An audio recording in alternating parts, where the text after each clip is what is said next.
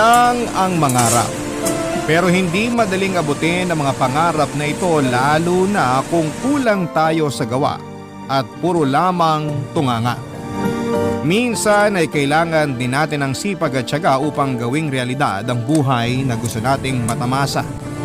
Ikaw kapuso, naabot mo na ba ang mga pangarap mo sa buhay?